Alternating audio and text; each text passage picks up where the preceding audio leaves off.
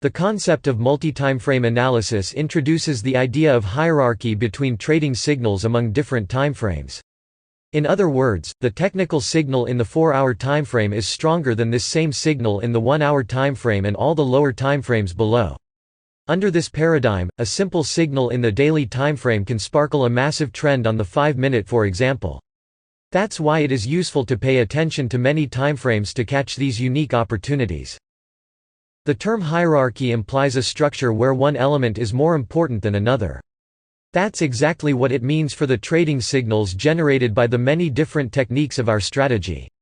A good example of that is the application of support and resistance lines. If you find a meaningful support-resistance line on the 1-hour timeframe, for example, this level can turn out to be incredibly important in lower timeframes. The reason for that is that larger market structures are composed of larger groups of traders ready to act in the same level. For example, if we find a meaningful support line on the daily timeframe, we can expect it to be more powerful than a support line in the 5-minute timeframe.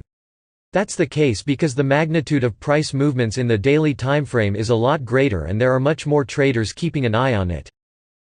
With that said, when price reaches a level like this in the daily timeframe and we happen to be looking at a low timeframe, we can expect a dramatic reaction under the right context.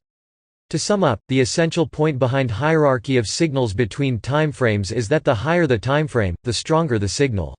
The lower the timeframe, the higher the level of market detail.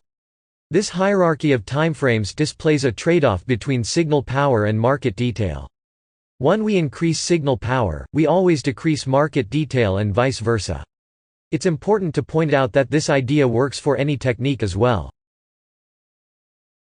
In the next lecture, we are going to explore the principle of trade location.